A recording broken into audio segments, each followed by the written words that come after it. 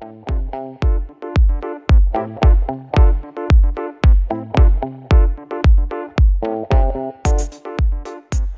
you're listening to Abstract AF and I'm Sneha Jaswal. In this episode, I'm going to be reviewing the season 4 of the Netflix animated show Castlevania. Obviously, a plain old review is not as fun, so let's talk about the 10 ways in which season 4 completely overshadowed the last season and made fans happy with a befitting finale. Let's do a quick recap and review of the first 3 seasons before I start gushing over the latest one. This animated series had started off by introducing us to the legendary Dracula. We get to know he falls in love with a human woman, marries her, and eventually loses faith in humanity after his wife is branded a witch and burnt by the church. This tragic event occurs when he's away traveling. Mad with grief, Dracula decides to wipe out the human race and gathers all sorts of demons and vampires of the world to carry out his cause. Human scheme and betray. They all must die. Imagine it. It's up to 3 unlikely heroes: a vampire hunter called Trevor Belmont, a speaker magician, Cypher Belnades, and a sleeping warrior, Dracula's own son Alucard, to stop Dracula from achieving the unprecedented genocide he has in mind. Dracula has to be destroyed. We can't fail. The first 2 seasons were pretty kick-ass, and I actually saw them twice. Unlike most shows where it's about good versus evil, Castlevania is a little more grey, where we first see a face-off between Dracula and the Church. While Dracula is quite the villain himself, the Church is portrayed as no less evil, with priests shown as scheming, sinister men thirsting for power. The climax was satisfactory, and I would keep suggesting the series to anybody who is interested in animated shows. For me, things went downhill when season 3 came out. I even did a bit of a rant review where I listed 15 reasons why it just did not match up to the first 2 seasons. Season 3 was essentially a slow, boring build up to the series finale. So now let's get to the 10 ways in which season 4 completely outshone the last one. The whole world's gone crazy. It's a spell. It will have the name of the person he was trying to bring back from the dead.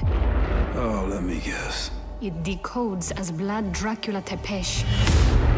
Why the fuck would anyone do that?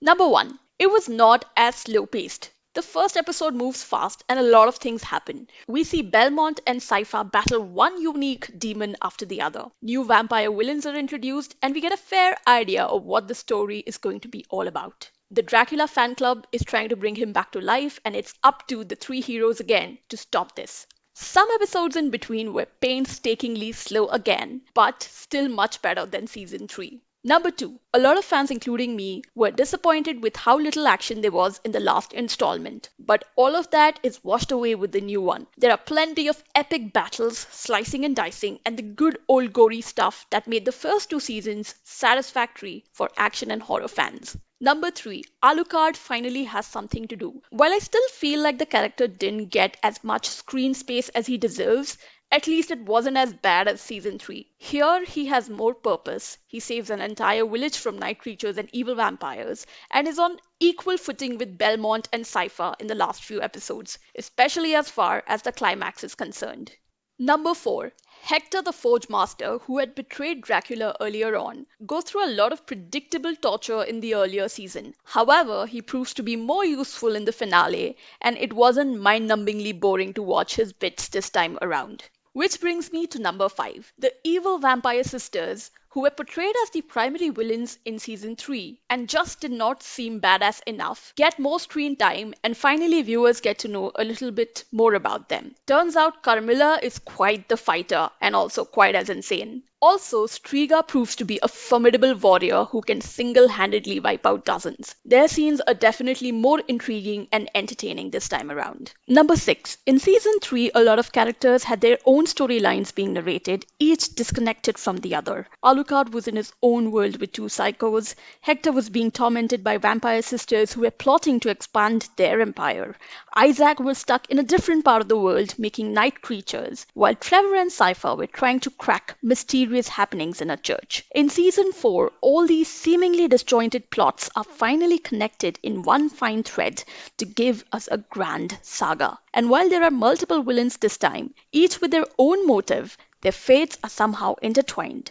Number 7. We finally don't have a lot of mad priests from the church doing bizarre things. While the whole spin about how the clergy aren't good godmen was very interesting in the first 2 seasons, it just got too repetitive and mundane by the next season. There is very little of that in season 4, and I'm sure nobody missed creepy godmen going around town doing evil things. Number 8. One of the biggest problems with season 3 for me were the shiny neon monsters the heroes have to fight. They were a complete eyesore and looked like somebody who was on drugs designed them. This time around, there are like hundreds of different kinds of monsters, and even though they remind the viewer of a lot of comic book monsters with some variations, they are a lot better than the flashy neon demons we saw previously. Number 9. Just like season 3, there weren't a lot of twists in season 4, but at least the writers do not build up a fake sense of excitement in the viewer and then disappoint them with the most predictable and cliche plot possible. The story is more linear, and despite no big shockers,